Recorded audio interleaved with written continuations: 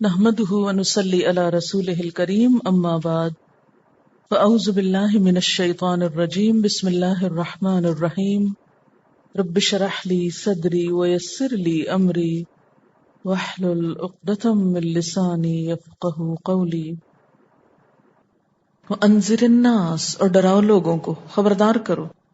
آپ کہہ رہے ہوں گے نا کیا ڈرا رہی ہیں ایسی باتیں کر کر، خالی لفظی ترجمہ ہی کافی تھا، اتنی ڈیٹیل میں جا کے ڈرانے کی کیا ضرورت تھی۔ اللہ تعالیٰ فرماتے انذر الناس، ڈراؤ لوگوں کو، اس لیے کہ یہ دن تو آنا ہے نا، یہ ہونا ہے، سوچو اس کے بارے میں۔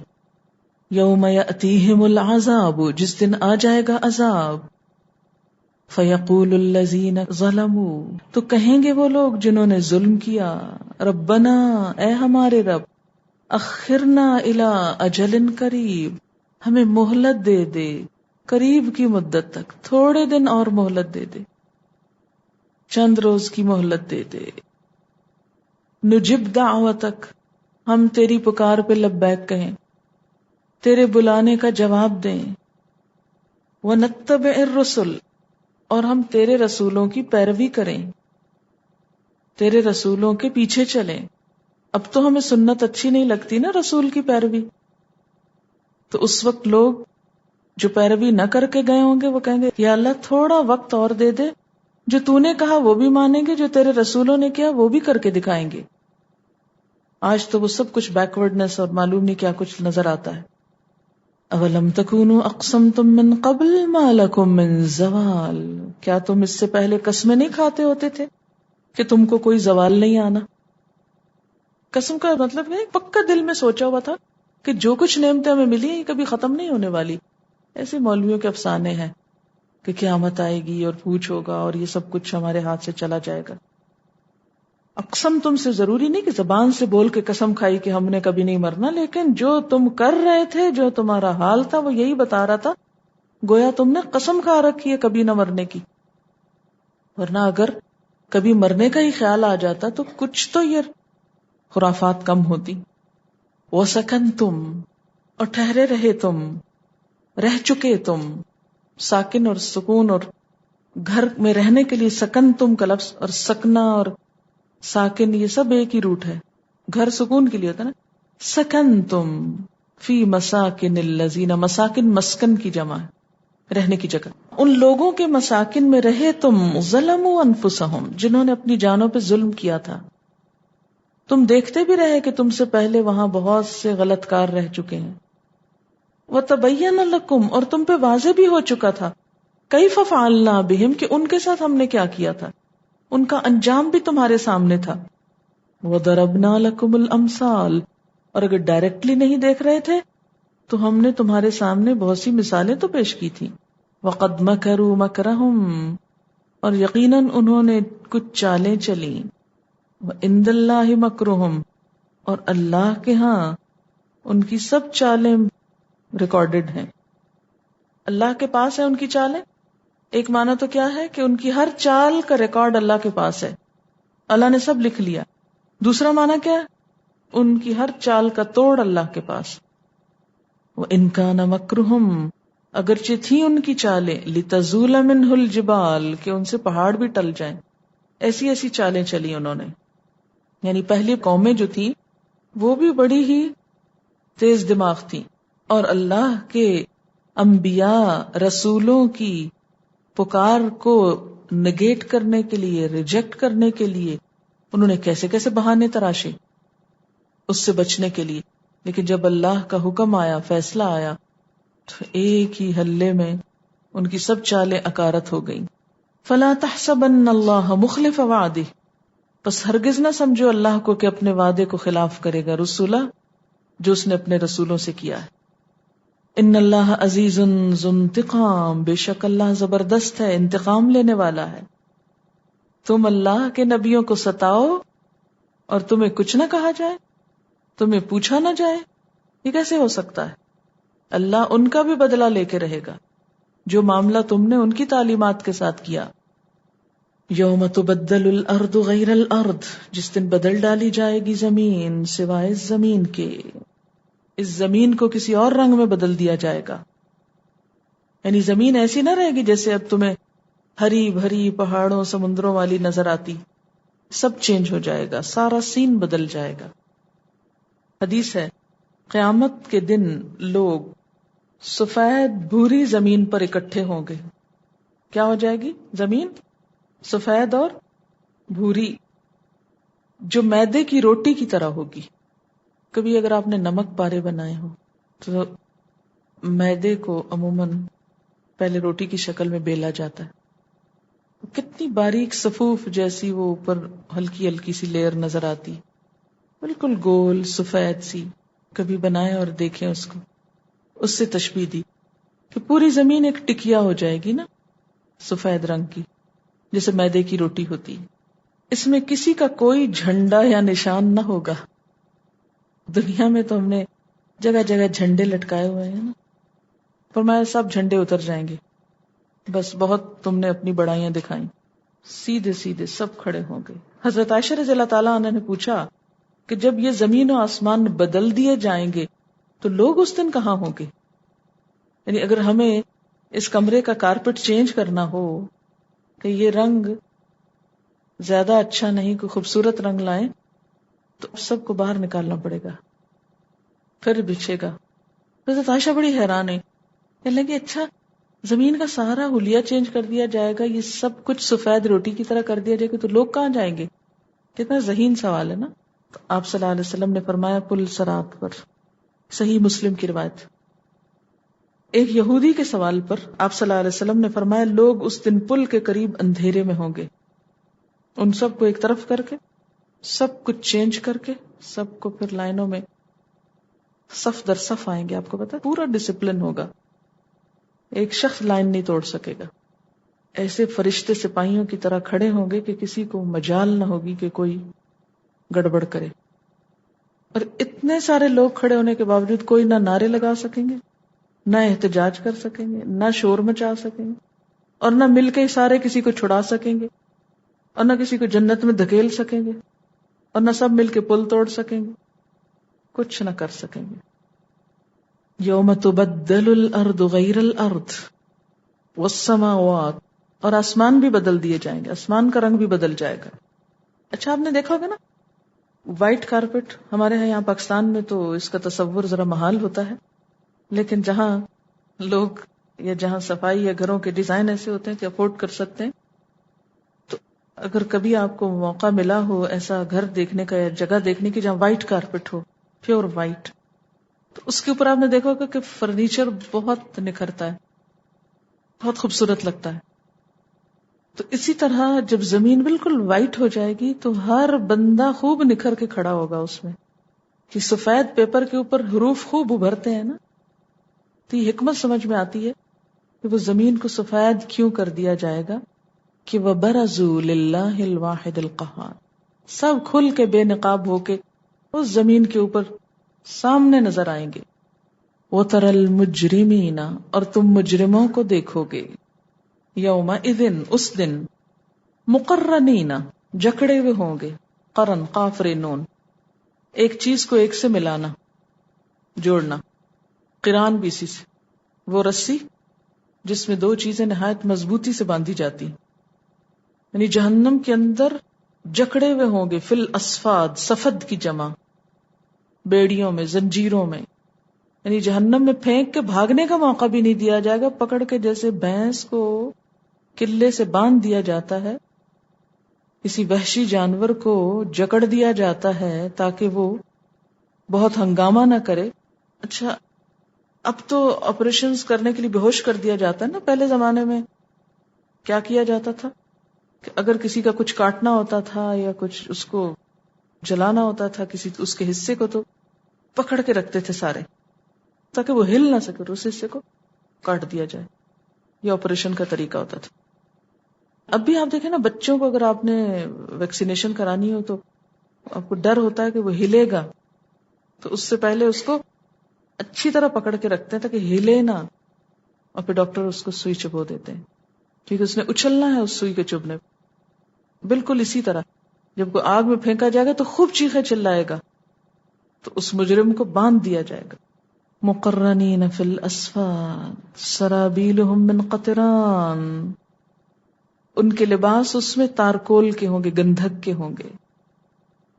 وتغشا وجوہہم النار، وہ گندھک کو بھی آگ جو پکڑے گی تو شعلے اتنے اوپر اٹھیں گے کہ چہرہ چھپ جائے گا شعلوں میں. یہ سب کچھ کیوں ہوگا؟ لیجزی اللہ کل نفس ما کسبت، تاکہ اللہ بدلہ دے ہر شخص کو جو اس نے کمائی کی، جو چوریاں اس نے کی، جو جھوٹ بولے، جو کسی کا مال اٹھایا، کسی کو دھوکہ دیا، کسی کو جو کچھ نقصان پہنچایا، اس کا بدلہ یہاں اس کو ملے. ان اللہ سریع الحساب، بے شک اللہ جلد حساب لینے والا ہے. یہ جو تارکول کی بات ہے نا، آپ نے کبھی موم بتی جلائی ہوگی، پھر اندھیرے میں اس کو اٹھا کے کچن سے بیڈ روم میں لائے ہوں گے، رستے میں موم پگھل کے ہاتھ پہ گر گیا ہوگا. کچھ یاد ہے؟ وہ گرم گرم موم جب چپک جاتا ہے ہاتھ پر، کیسی اذیت ہوتی ہے اس کی. اسی چیز کو ذہن میں رکھ کے اس آیت کو سمجھے کہ ان کے لباس کپڑے کے نہیں ہوں گے، تارکول کے ہوں گے، گندھک کے ہوں گے. وہ خود بھی جسم پہ جیسے چپکی بھی ہوگی اور اوپر سے آگ. کبھی کسی جلے ہوئے کو آپ نے سنا یا دیکھا ہوگا کہ اگر ایکریلک تو آگ لگ جائے تو جسم کے ساتھ چپک جاتے، پھر موم بتی تو ٹھنڈی بھی ہو جاتی ہے تو ٹھنڈا بھی نہیں ہوگا. ان اللہ سریع الحساب، اللہ جلد لینے والا ہے حساب. مسند احمد میں ہے کہ حضور صلی اللہ علیہ وسلم نے فرمایا، میری امت میں 4 کام جاہلیت کے ہیں جو ان سے نہ چھوٹیں گے: حسب پر فخر کرنا، نسب میں تانا دینا، ستاروں سے بارشیں مانگنا، میت پہ نوحہ کرنا. سنو، نوحہ کرنے والی نے اگر اپنی موت سے پہلے توبہ نہ کی تو اسے قیامت کے دن گندھک کا کرتا اور کھجلی کا دوپٹہ پہنایا جائے گا. جیسے کوئی فوتگی ہو جاتی ہے نا تو کیا کرتے ہیں عورتیں، خاص طور پہ بین کر کر کے رو رہی ہوتی ہیں. منع کیا کریں اگر ایسے، کیونکہ اللہ تعالیٰ کا فیصلہ ہے نا کہ کوئی چلا جائے، فوت ہو جائے. بے شک اللہ جلد لینے والا ہے حساب. ھذا بلاغ للناس، یہ پیغام ہے سب لوگوں کے لیے.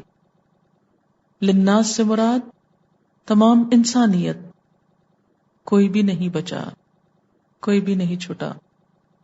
بلاغ للناس، پہنچا دیا ہم نے یہ سب کو. یہ صرف اپنی فکر ہے کہ ہم جنت میں چلے جائیں، جو کہیں جاتا ہے جائے. وَلِيُنذَرُوا بِهِ، چاہیے کہ وہ سب ڈرائے جائیں اس کے ساتھ، یہ باتیں ان سب کو بتائی جائیں، سب تک پہنچائی جائیں. وَلِيَعْلَمُوا، تاکہ وہ جان لیں، ان کو بھی سمجھ آ جائے، ان کو بھی پتہ چل جائے. انما هو الہ واحد، کہ وہ ایک ہی الہ ہے. وَلِيَذَّكَّرَ أُولُو الْأَلْبَابِ، اور تاکہ نصیحت پکڑے عقل والے. اب دیکھیں کہ یہ پہلی صورت ہے جس میں جہنم کا اتنا تفصیل سے ذکر ہے. وَاسْتَفْتَحُوا وَخَابَ كُلُّ جَبَّارٍ عَنِيدٍ مِّن وَرَائِهِ جَهَنَّمُ وَيُسْقَىٰ مِن مَّاءٍ صَدِيدٍ. آیت 16.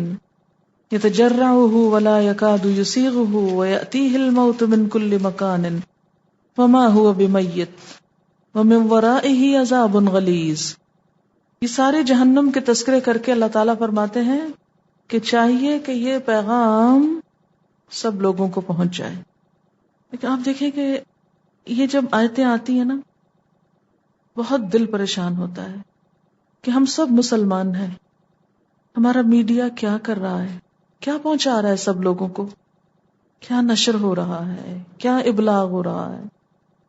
ھذا بلاغ للناس، کیا یہ ذمہ داری نہیں ہماری؟ کیا پوچھا نہ جائے گا؟ کیا حساب نہ ہوگا؟ دیکھیں نا، جب بھی کوئی ہمارے ہاں میڈیا کے کسی مثلا انفارمیشن منسٹری میں، کسی ٹیلی ویژن میں، ریڈیو میں کسی کو کوئی بڑا عہدہ ملتا، کتنے خوش ہوتے ہیں لوگ کہ فلاں اس عہدے پہ پہنچ گیا. لیکن نہیں معلوم کہ یہ بھی اس کی ذمہ داریوں میں سے. یہ تمام انسانوں کو صرف دنیا نہیں، اس کی آخرت کی فکر بھی کروائیں. وَلِيَعْلَمُوا، ان کو معلوم بھی ہو جائے، انما هو الہ واحد. اور اگر نہیں سب سنتے، نہ سنیں، ٹی وی بند کرتے، کرنے دیں. کچھ تو سنیں گے، وَلِيَذَّكَّرَ أُولُو الْأَلْبَابِ، عقل والے سن لیں گے اور اس سے سبق بھی لیں گے. لیکن ہم تو سب ہر وقت کچھ اور ہی سنتے رہتے ہیں. تو جو سنتے ہیں وہی اثر کیے ہوئے ہیں، وہی سوچتے ہیں، وہی بولتے ہیں، وہی حرکتیں ہیں، وہی ادائیں ہیں، وہی انداز ہیں. هَذَا بَلَاغٌ لِلنَّاسِ وَلِيُنذَرُوا بِهِ وَلِيَعْلَمُوا أَنَّمَا هُوَ إِلَٰهٌ وَاحِدٌ وَلِيَذَّكَّرَ أُولُو الْأَلْبَابِ. کیا مطلب ہے اس کا؟ یہ جو اوپر اتنی سخت آیتیں آپ نے سنی ہیں، ان کے بعد آخر میں اختتام اس پر کیوں ہوا ہے؟ آخرت کا معاملہ جتنا ہم نے آسان سمجھ رکھا ہے اتنا ہے نہیں. ہم تو اتنے بے حس ہو چکے ہیں کہ اپنے بارے میں بھی کم سوچتے ہیں، باقی دنیا کے بارے میں کیا سوچیں گے. کیا مراد ہے اس سے؟ ہاذا بلاغ، ہاذا کیا چیز ہے؟ یہ پیغام پہنچایا جانے والا ہے اور پہنچایا جانا چاہیے. یہ میسج ہے للناس، لوگوں کے لیے. کون سا پیغام اور کن لوگوں کے لیے؟ اللہ کا یہ پیغام جو اس کتاب کی شکل میں اب بھی ہمارے پاس موجود ہے، یہ صرف ہمارے لیے نہیں ہے بلکہ یہ پوری انسانیت کے لیے ہے. اور اس پیغام میں پورا قرآن پاک بھی، اور خاص طور پر اس سورت کے جو کانٹینٹس ہیں، اور خصوصی طور پر آپ دیکھیے کہ جہاں آیت نمبر 44 آ رہی ہے وَأَنذِرِ النَّاسِ، لوگوں کو خبردار کر دو.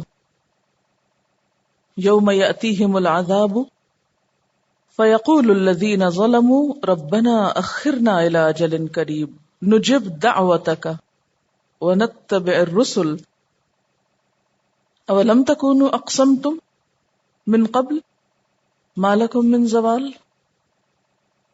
وسکنتم فی مساکن الذین ظلموا انفسهم وتبین لکم کیف فعلنا بهم وضربنا لکم الامثال.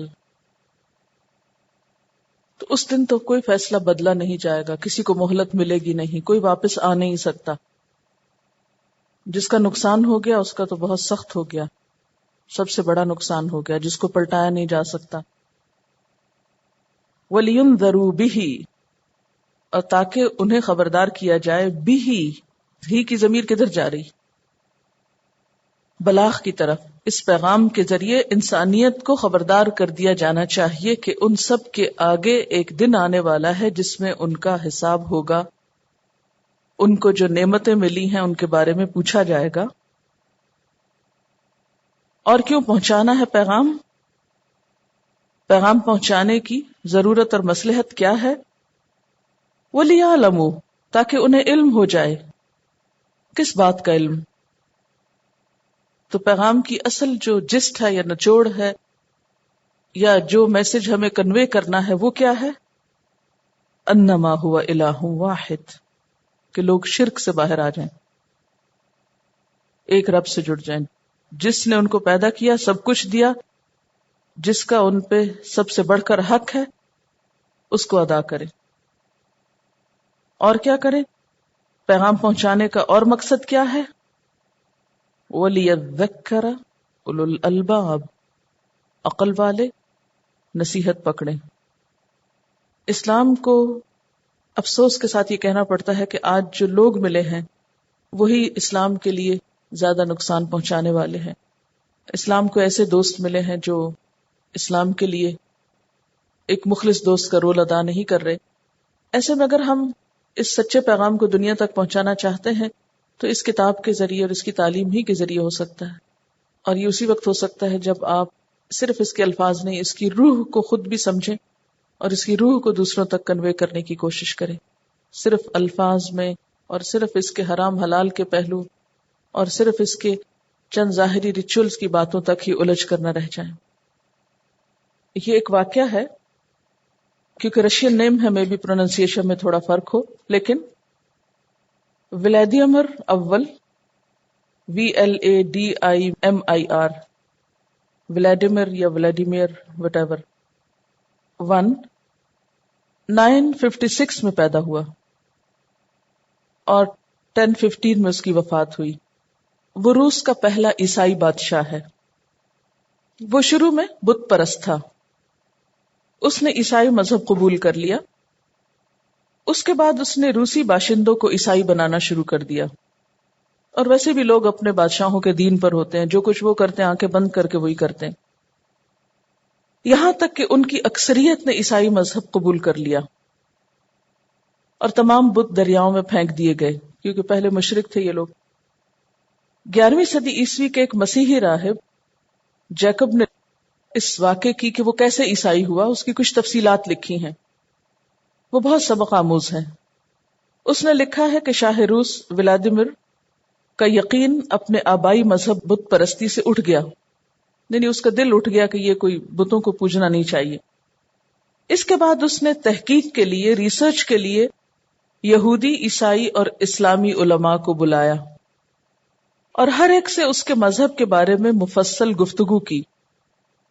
یہ انسائکلوپیڈیا بریٹانیکا 1984 میں اس ٹاپک کے نیچے آپ کو مل جائے گا، VLADIMIR1 اوکے۔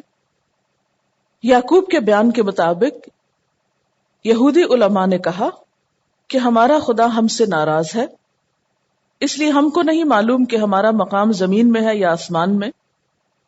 تو بادشاہ نے کہا مجھے ایسے مذہب کی ضرورت نہیں، کیونکہ ان کو اپنے دین کے بارے میں، اپنے مستقبل اور اپنے فیوچر کے بارے میں کچھ پتہ ہی نہیں کہ انہیں کیا کرنا ہے اور مقام ان کا کیا ہے، تو یہودی نہیں ہونا چاہا اس نے۔ مسلم علماء کی زبان سے اسلام کی تعلیمات سن کر اس کو اسلام سے دلچسپی ہوئی، حتیٰ کہ وہ اسلام قبول کرنے پر بھی آمادہ ہو گیا، مگر اس نے ایک شرط لگائی کہ میں شراب کا بہت عادی ہوں، میں سب کچھ کرنے کے لیے تیار ہوں مگر شراب نہیں چھوڑ سکتا۔ مسلم علماء نے کہا کہ ہمارے مذہب میں شراب حرام ہے، اس لیے اگر تم اسلام قبول کرتے ہو تو تم کو شراب بھی لازمی چھوڑنی پڑے گی۔ اس نے علماء سے بہت زیادہ کہا کہ شراب کے معاملے میں اسے رخصت دے دی جائے، مگر علماء راضی نہیں ہوئے، چنانچہ بات ختم ہو گئی اور شاہ روس اسلام قبول کرنے سے باز رہا۔ اس کے بعد شاہ روس نے عیسائی مذہب کے لوگوں سے گفتگو کی۔ عیسائی عالموں نے زیادہ حکمت اور دانشمندی کا ثبوت دیا۔ وہ اگرچہ اپنے مذہب اور عقائد کے معاملے میں بادشاہ کو کچھ بہت زیادہ مطمئن نہ کر سکے، مگر انہوں نے شراب کے معاملے میں بادشاہ کو رخصت دے دی۔ مسیحیت پر اصولی اعتبار سے مطمئن نہ ہونے کے باوجود عملی اعتبار سے اس نے اس کو پسند کیا، چنانچہ گفتگو کے آخر میں شاہ روس نے مسیحی مذہب کو اختیار کر لیا۔ پروفیسر رابرٹس کے الفاظ میں یہ واقعہ روس کی تاریخ اور کلچر میں ایک نقطہ انقلاب بن گیا۔ ایک ملک جس کا مستقبل اسلام کی طرف جا سکتا تھا، اس کا مستقبل عیسائیت کی طرف چلا گیا۔ جن علماء نے سابق شاہ روس سے گفتگو کی ان کو اسلام کا ایک مسئلہ معلوم تھا، مگر ان کو اسلام کا دوسرا مسئلہ معلوم نہ تھا۔ وہ حرام اور حلال کے قانونی مسئلے کو تو جانتے تھے، مگر وہ اللہ کی طرف دعوت دینے کی حکمت کے زیادہ گہرے مسئلے کو نہیں جانتے تھے۔ یہی وجہ ہے کہ انہوں نے وہ نادانی کی جو اوپر کے واقعے میں نظر آتی۔ اب دیکھیں کہ یہاں پر جو اللہ تعالیٰ پیغام پہنچانے کے لیے جس علم کی بات کر رہے ہیں اور جس چیز کی طرف متوجہ کر رہے ہیں وہ کیا ہے، کہ ابتدائے پیغام میں آپ کس چیز پر زور دیں گے؟ توحید پر، وننس آف گاڈ۔ ہاں، اگر کوئی اس کو نہیں مانتا تو پھر آپ وہ مسلمان نہیں ہو سکتے، اس پہ آپ کوئی کمپرومائز نہیں کر سکتے۔ لیکن ایک دفعہ ایک شخص جب وَلِيَعْلَمُوا أَنَّمَا هُوَ إِلَٰهٌ وَاحِدٌ، جب لوگ اس کو جان لیں گے تو کیا ہوگا؟ وَلِيَذَّكَّرَ أُولُو الْأَلْبَابِ، عقل والے نصیحت پکڑ لیں گے، اگلی باتیں بھی سمجھ جائیں گے۔ لیکن اگر پہلے ہی مرحلے پر آپ لوگوں کے ساتھ یہ شرط لگا دیتے ہیں کہ آپ کو یہ اور یہ اور یہ سب کچھ کرنا پڑے گا، تو ایسی صورت میں نتیجہ کیا نکلتا ہے کہ اصل پیغام بھی پیچھے چلا جاتا ہے۔ اس کے بارے میں ہم دیکھتے ہیں کہ اسلام میں یہ نہیں کہ شراب حلال ہے اور ہم لوگوں کو مسلمان کرنے کے لیے کہیں کہ نہیں کوئی بات نہیں، شراب حلال ہے اس لیے تم شراب پیتے رہو، لیکن ہم یہ کر سکتے ہیں کہ ٹھیک ہے تم پہلے سٹیپ کو تو اختیار کرو، بعد میں پھر جب تم اسلام کا مطالعہ کرو گے، اسلام کے بارے میں جانو گے، تو پھر تم ڈیسائیڈ کر لینا۔ تم پہلے ایک ڈیسیژن لے لو، مسلمان ہو جاؤ، پھر اگلا ڈیسیژن بعد میں لے لینا۔ کیا حضور صلی اللہ علیہ وسلم نے جب لوگوں کو اسلام کی دعوت دی تھی تو سب سے پہلے شراب ہی حرام کی تھی ان کے لیے؟ کیا سب سے پہلے انہی چیزوں پر بات کی تھی جن سے آج ہم سٹارٹ کرتے ہیں جب کسی کو بھی اسلام کی طرف لاتے ہیں؟ یہی وجہ ہے کہ اسلام کے اندر اتنی کشش اور خوبصورتی ہونے کے باوجود لوگ ہماری وجہ سے، ہمارے رویوں سے اسلام سے دور ہو جاتے ہیں۔ آپ سب جانتے کہ شراب روز اول سے حرام نہ تھی۔ مکہ میں جو لوگ مسلمان ہوئے، نبی صلی اللہ علیہ وسلم ان سے توحید اور رسالت کی بیعت لیتے تھے، مگر شراب چھوڑنے کا ان کو حکم نہیں دیتے تھے۔ چنانچہ مکہ کے اہل ایمان میں ایسے لوگ شامل تھے جو اسلام لانے کے باوجود شراب پیتے رہے۔ انہوں نے بعد کو اس وقت شراب پینا چھوڑا جب وہ ہجرت کر کے مدینہ آئے اور شراب کے بارے میں آخری حکم نازل ہوا، اور آپ پڑھ چکے ہیں کہ شراب کے سارے احکامات بھی یکدم نازل نہیں ہوئے۔ اس سے واضح طور پر معلوم ہوتا ہے کہ دعوت و تبلیغ کا آغاز شراب کا حکم بیان کرنے سے نہیں ہوتا، اور نہ یہ ضروری ہے کہ ایمان لانے کے لیے ہر حال میں ترک شراب کی شرط لگا دی جائے کہ اگر شراب نہیں چھوڑ سکتے تو بے شک وہ مسلمان بھی نہ ہو۔ یہ نہیں ہم کہہ سکتے کسی کو، کیونکہ شراب اگرچہ کبیرہ گناہ ہے لیکن شرک اس سے بھی بڑا گناہ ہے۔ یہاں ایک شخص یہ کہہ سکتا ہے کہ شراب کے بارے میں رخصت اس وقت تک تھی جب تک اس کے بارے میں واضح حکم قرآن میں نہیں آیا تھا۔ اب جب کہ شراب کی حرمت کا واضح حکم آ چکا ہے تو اب یہ ممکن نہیں کہ ایک حرام کی ہوئی چیز کے بارے میں کسی کو رخصت دی جائے، مگر یہ دلیل درست نہیں۔ رسول اللہ صلی اللہ علیہ وسلم کی سنت سے یہ بات ثابت ہے کہ آپ نے دعوتی مصلحت کے تحت بعض احکام میں لوگوں کے ساتھ وقتی طور پر نرمی اور رخصت کا طریقہ اختیار کیا، وقتی طور پر فار دا ٹائم بینگ، کہ لوگوں کو ایک وقت مل جائے کہ وہ اس کو سوچ سمجھ سکیں۔ اس کی ایک واضح مثال قبیلہ ثقیف کا معاملہ ہے۔ کون تھے قبیلہ ثقیف؟ طائف کے لوگ، اور آپ سب جانتے ہیں کہ یہ فتح مکہ کے بعد آئے تھے۔ قبیلہ ثقیف طائف کا وفد رمضان 9 ہجری میں آیا تھا مدینہ اور اسلام قبول کیا۔ انہوں نے قبول اسلام کے لیے یہ شرط لگائی کہ وہ زکوٰۃ نہ دیں گے اور جہاد نہیں کریں گے۔ اس وقت زکوٰۃ اور جہاد کا واضح حکم قرآن میں آ چکا تھا۔